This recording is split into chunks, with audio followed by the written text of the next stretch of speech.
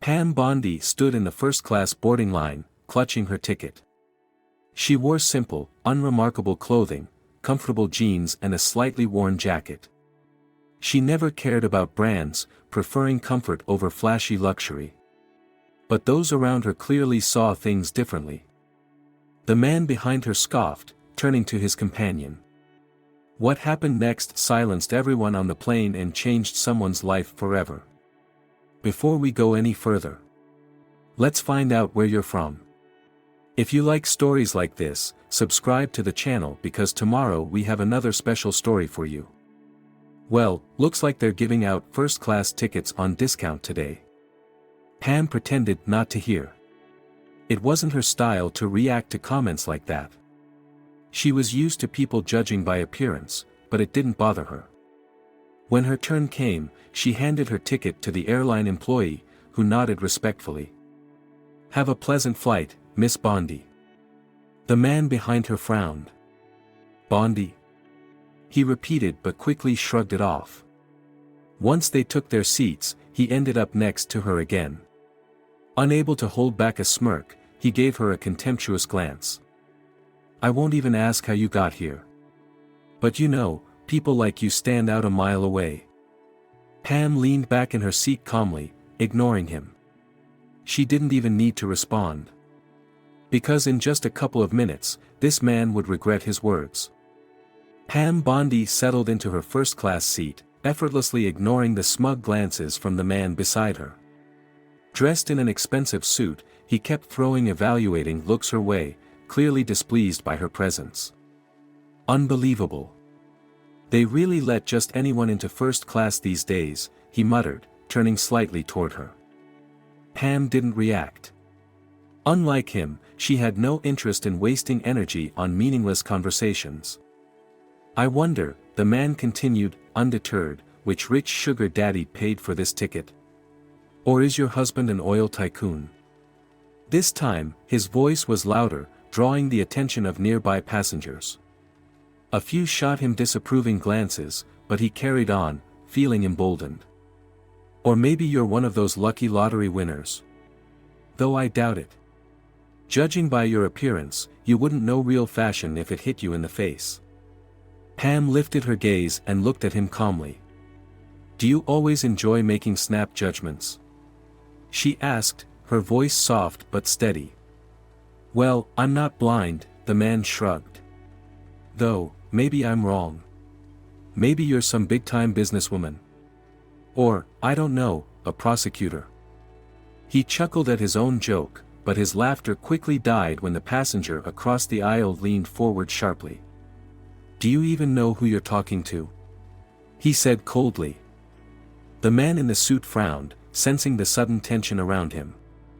"That's," a woman from another row murmured, staring at Pam in shock. At that moment, a flight attendant approached their row and politely inclined her head toward Pam. "Miss Bondi, may we offer you anything special during your flight?" The man froze. His face paled as realization finally sank in.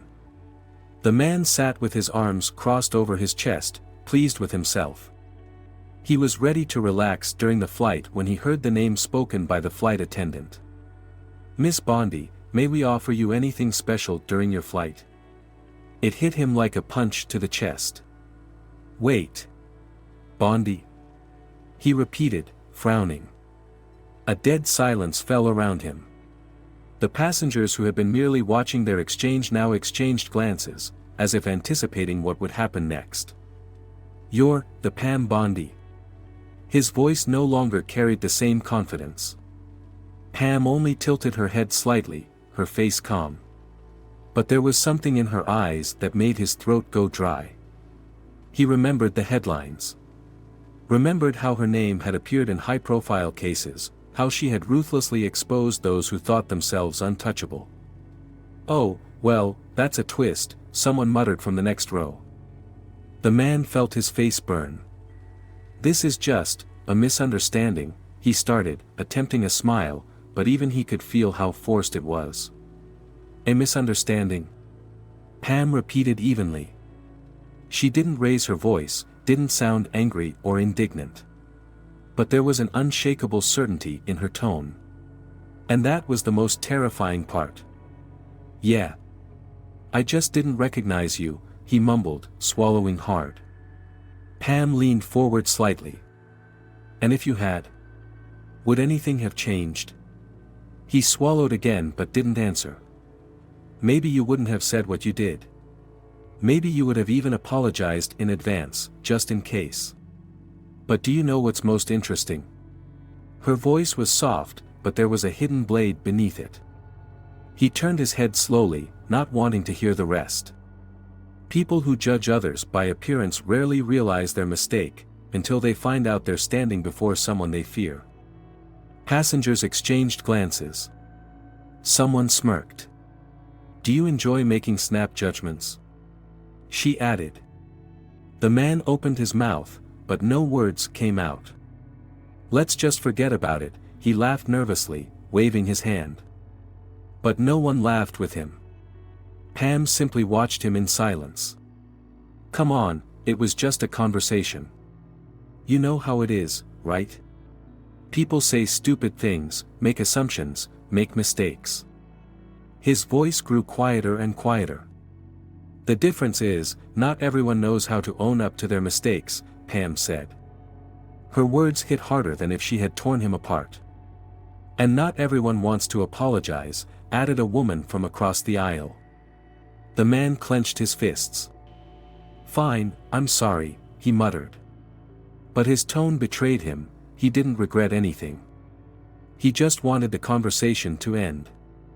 And everyone knew it. Pam didn't even smile.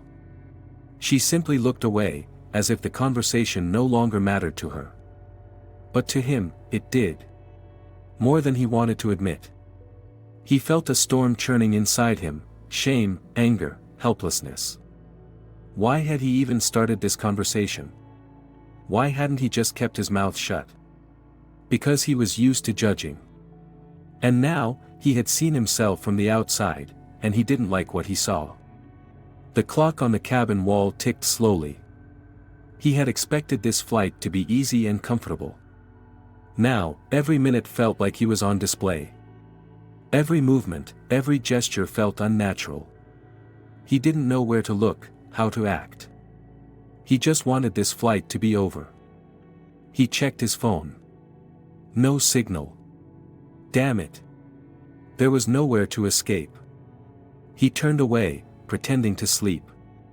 But every time he opened his eyes, he met someone's gaze. People were still whispering about what had happened. He felt as if he had been sentenced. And the worst part was, he had signed his own sentence. Before landing, the flight attendant approached Pam once more, bowing her head respectfully. "Is everything all right, Miss Bondi?" "Yes, thank you," she replied. But the man heard something more in those words. For her, this was just another day. For him, it was a day he would never forget. He looked at her one last time. She didn't even spare him a glance. She simply moved on with her life. And he was left with the realization that he would never make that mistake again. But it was already too late. The man sat in his seat, feeling the tension inside him shift into something else, something hollow. It had been only a few minutes since Pam Bondi had put him in his place with nothing but her presence. He glanced at his watch. The flight had been going on for an hour, but it felt like an eternity. Just a few more hours, and this will all be behind me. I'll step off the plane, and this day will be nothing more than an unpleasant memory. He repeated it to himself like a mantra. But deep down, he knew, this wasn't over. Every time he lifted his gaze, he felt as if someone among the passengers was sneaking glances at him. Not out of interest. Not out of curiosity. But with judgment. He felt as though he had been put on public display for humiliation. You did this to yourself. He tried to focus on the in-flight movie playing on the screen in front of him, but he couldn't. Pam's words still echoed in his mind. And what if I were just an ordinary woman? Not a prosecutor, not a public figure. Would you have apologized then? And he knew the answer, no. He tried to justify himself, even to himself. Come on, who doesn't make snap judgments? It's human nature. It's not my fault she dressed so, plainly. Who could have possibly guessed that was Pam Bondi? But each excuse felt weak and pathetic. He looked at Pam again. She was completely calm. As if none of this even mattered to her. And that infuriated him the most. A sharp voice pulled him from his thoughts. Mr. Langley. He flinched. A flight attendant stood beside him, her polite smile carrying a hint of tension. Yes. Apologies, sir, but upon landing, you're requested to attend a brief conversation with airport officials. His blood ran cold. A conversation? About what? The flight attendant glanced at her tablet. Regarding some of your recent financial transactions. The world darkened around him. Sweat formed at his temples. Financial transactions? What the hell? There must be some mistake, he murmured, trying to keep his composure. Perhaps, the flight attendant nodded. But they've insisted that you set aside some time for them. She walked away, leaving him alone with his thoughts. Slowly, he turned his head toward Pam. She met his gaze. And suddenly, he understood. She knew. He had no idea how. But he could feel it, this woman knew more about him than he would have liked. And now, he sat across from her like prey before a predator. Pam leaned forward slightly. Sometimes, life puts people in their place rather quickly, doesn't it? His hands trembled. You think this is about me? She arched an eyebrow. Do you really want me to answer that? He swallowed hard. Now, he just wanted to get off the plane. To run. To hide. But he knew, once the plane landed, what awaited him would be far worse than just humiliation in first class. Fear squeezed his chest. What if this is serious? What if they actually found something? He could feel his world crumbling beneath him. And Pam just kept watching. The plane began its descent. The man gripped the armrests. He had always thought of himself as untouchable. He believed that people like him were above consequences. But now, he was about to learn a harsh truth. Justice catches up with everyone. Especially those who spend their lives looking down on others. Langley felt the world around him closing in, turning into a cage. The plane continued its descent, but each second stretched into eternity. It felt as if the entire first-class cabin knew what awaited him after landing. He saw how passengers exchanged glances in hushed whispers, pretending not to look at him. But it was a lie. They're all looking. They all know. He had spent his life judging others. But now, he was on the other side. And it was unbearable. Pam Bondi said nothing. She simply sat there, calmly flipping through a magazine, as if nothing had happened. But to him, that was worse than if she had called him out to his face. Her indifference cut deeper than any words. Why isn't she saying anything? Why isn't she laughing, accusing, mocking me? He wanted her to say something. Anything. But she had already given her verdict. And that was what destroyed him the most. He searched for allies. He glanced at the woman across the aisle, the one who had been listening from the beginning. She met his gaze. But there was no sympathy in her eyes. Only cold interest. He looked at the man 2 rows ahead. He simply averted his gaze. Damn it, is no one even going to try to defend me? Langley felt his breath quicken. This couldn't be happening. He wasn't supposed to lose like this. He had always been at the top of the food chain. But now, he was the prey. And worst of all, he had walked into the trap himself. Stay calm. Stay calm. Maybe this is just a routine check. Maybe they'll ask a few questions and let me go. But deep down, he knew, when someone wants to talk about financial transactions, it's never just a formality. The pilot's voice pulled him out of his daze. "Ladies and gentlemen, we are beginning our final approach for landing." The plane jolted slightly, but he didn't care. His stomach twisted into knots. He hadn't felt fear like this in a long time. Maybe ever. Then, it hit him, he only had a few minutes left before landing. "I have to do something." He turned to Pam. "Listen, Miss Bondi." She lifted her eyes but remained silent. That was what broke him completely. I made a mistake," he managed to say. "Maybe we could. I don't know, talk." Her gaze was cold. "Talk?" He swallowed hard. "I mean, you understand how things work sometimes." She tilted her head slightly. "How things work?" His palms were sweating. "Well, you know. Sometimes people do things that aren't exactly legal, but that doesn't mean they're bad people." Pam leaned in just slightly. "Are you saying that if someone does illegal things but isn't necessarily a bad person, they should be treated differently?" Her voice was calm. But in every word, there was a hidden blade. Langley swallowed again. He had nothing left to say. There was nothing left to change. The plane touched down smoothly. Normally, this moment brought relief.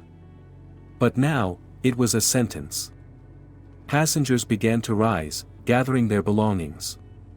Langley didn't move. He knew they were waiting for him. Through the terminal windows, he could see airport agents standing, watching him. Talking amongst themselves. Checking something on their phones. His heart pounded wildly. Damn it, damn it, damn it. How the hell did I get myself into this? He turned one last time to look at Pam. She was already standing, collecting her bag. And before she left, she looked at him for just a second. "Like I said," she murmured, "people always get what they deserve." And then she was gone. He was alone. People filed out of the plane.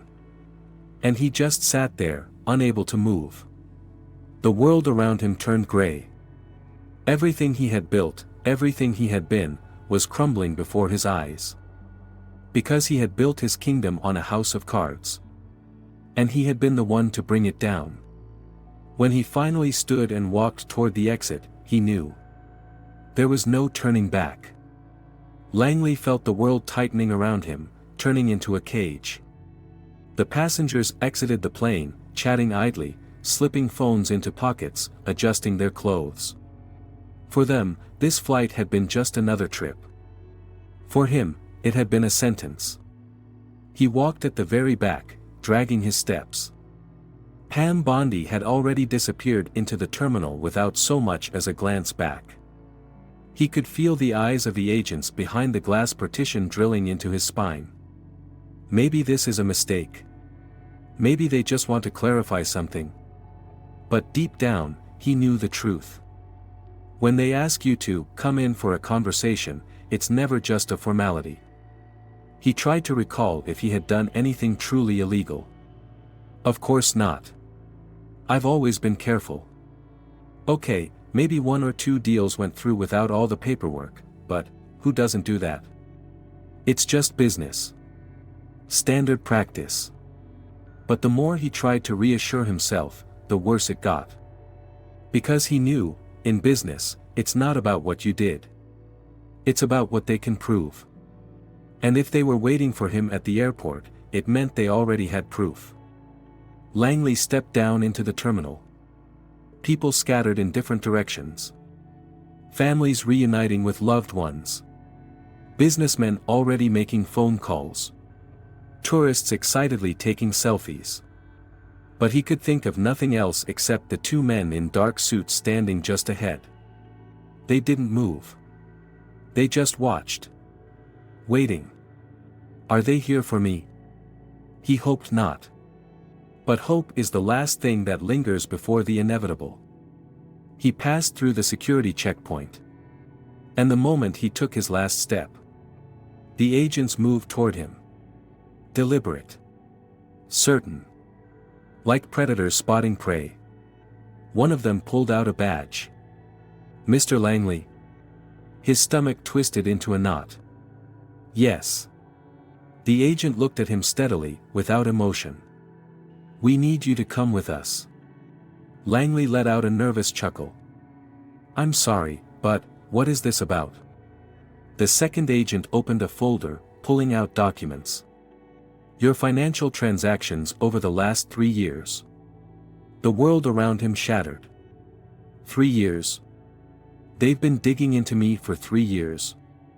Langley's mind raced for a way out. Maybe he could call his lawyer. Say this was a misunderstanding. Maybe, just act like he had no idea what was going on. This must be some kind of mistake, he muttered. A coincidence, maybe. The agent gave a slow nod. "If that's the case, you'll have a chance to explain it." The second agent added. "But we wouldn't be waiting for you here if it were just a coincidence." A chill ran down his spine. He glanced toward the airport exit. But Pam was gone. She hadn't even stayed to see how it ended. Because she already knew.